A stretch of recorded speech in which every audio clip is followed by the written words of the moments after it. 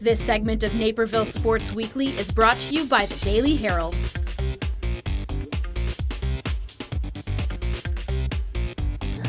We're here at the West Street Fields across the street from Naperville Central with head boys coach Troy Adams. Thank you for joining me. Oh, thank you for having us. We, enjoy being able to be on the show. Yeah, absolutely. Let's first go ahead and get the last year out of the way first, I guess. So the playoff run that you guys went on was something that probably a lot of people didn't expect. I don't know if you even expected that, but under 500 in the regular season to go on that run to get to Super Sectional.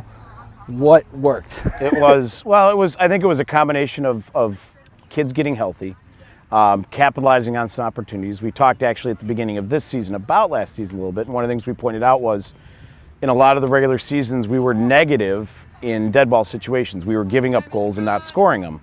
Then when it came to the postseason, we seemed to score on dead balls and not give them up. And it's amazing how much little things like that can swing games from losses to wins. You have a lot of guys coming back from that team as well. So can this team make another deep run like that? Oh, I think without a doubt. I think, there's a lot of talent. But more importantly, I think there's a lot of heart, a lot of resiliency, and a lot of kids that have already experienced what it's like to do that and want to get back there. And, when you have success, kids want more of it. So It's a good thing that we were able to make it, and it hopefully keeps our program going in that direction for a long time. A couple of those kids that I'm, referring to would be like Nate Zane, Taha Din. They've already come out strong early in the year so far. So as seniors for them, are you looking for them to step up again this year? Yeah. We always talk about the maturation process of a player. Your first year on varsity, whether it's your freshman year or even possibly your senior year, is always a new learning experience. Takes some time to get used to the speed of play, the pace of the game, the physicality that often occurs at the varsity level you don't see other places. So those players that have been in the system 2-3 years as a whole, we expect more out of them. We expect them to be leaders. We expect them to be the centerpiece of our offense. But you also have to replace a few players, a few key pieces as well. So who are you expecting to fill those roles, I guess? That's the hard thing. Every year you have to replace players. I don't think you ever replace players. You find players that can do similar things but always bring a different piece to it. And a lot of the coaching point is making sure those pieces match together correctly.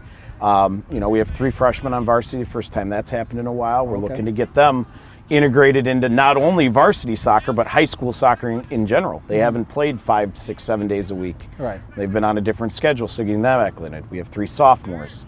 So getting everybody on the same page definitely is something we need to do. You've been able to kind of see what this team is going to look like so far in these first 2 games, a couple draws. But what have you seen out of this team that you like, maybe you don't like? There's lots of positives. They always are wanting to learn. This is going back, and this is my 7th year. 2012 was another year where I had kids every practice, every game. Okay, what can I do? How can I make this better? Kids that want to learn are much easier to coach, and they tend to absorb it much quicker. So one of the things I've seen from this team from the summer on is their willingness to want to get better and their desire to try to improve their play. That in and of itself helps the coaches year beyond anything else. Things to improve. Giving up 4 goals in a game is never a positive. Right. So we do it, but we also, I was talking with Griffin Geisler, our senior captain, because he said, "Oh, those were my fault." And I go, "No, I'm glad that you took ownership of those goals. But remember, we've got, converted forwards playing in the back. We've got a freshman in the back. It's going to take time for that to come together. We're less concerned about the wins in August and September as we are in October and November." I said, it's a process. It's not going to be perfect now. If it's perfect now, where do we have to go? And getting a chance to really integrate those freshmen, those sophomores, the changes that you want to.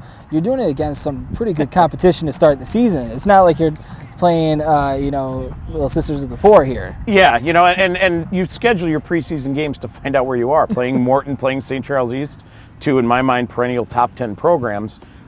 They're going to expose things that you do wrong, but they're also going to help you see what do you do right. And so in the 2 games we've had a good idea. Hey, we're doing this well. We need to improve on this. And now we're going to keep taking steps forward. The Best of the West tournament's not going to be that much easier. But, you play those games so that you learn how to play in a competitive environment. Because sometimes that's lacking Kids play so many games nowadays. Right. Getting them used to it. Every game we play is going to be significant. It's going to be against a top level competition, or it's going to be a conference or a state playoff game. There are no, we're just going to roll out to a game, win 6-7-0, and then, go back and do it again the next day. The game should be meaningful. I know we've talked about this and it's been hammered home so many times about the DVC, but does that with the Valleys now into their second year here in the conference, does that really make the conference that much stronger? It does. I mean, it's like anything else. It gives you 8 games that there's no reprieve. You are going to play a 1 or 2 goal game, 6 or 7 of the 8 games.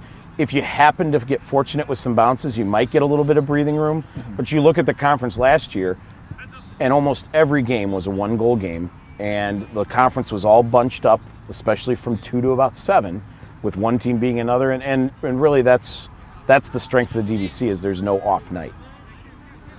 And you mentioned the Best of the West. It's going to be coming up here shortly, but how does that prepare you? I guess the conference schedule prepares you, but how does playing in a tournament setting set you up for the state tournament?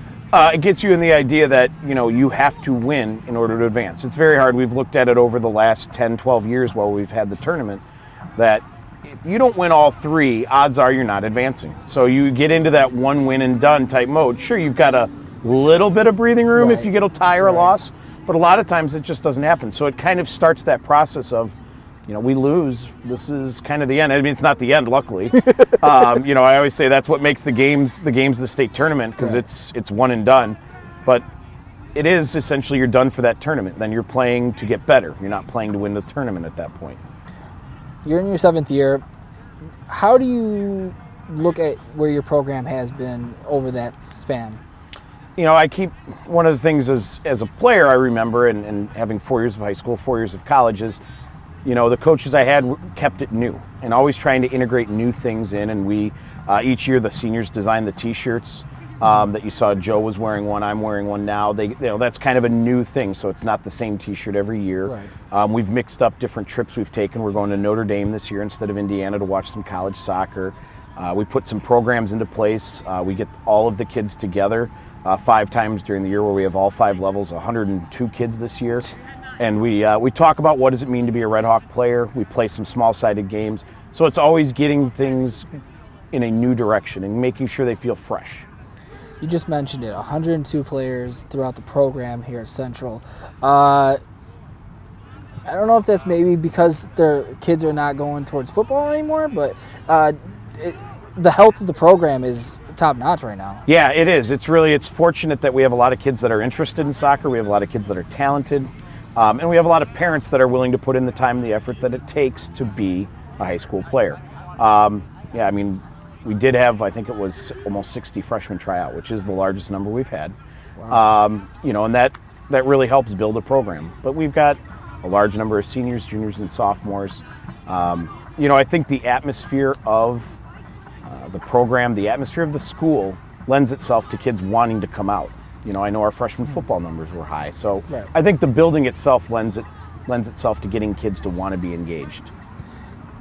Speaking of, Central itself, I guess, the rivalry with North, do you get into it as much as the kids do? On the showing my face, no, of course not. I will try to remain calm at all times. Underneath, of course. Yeah. It's very fun that Jim and I both went to the schools that we coach at, that Jim went to North and I went to Central.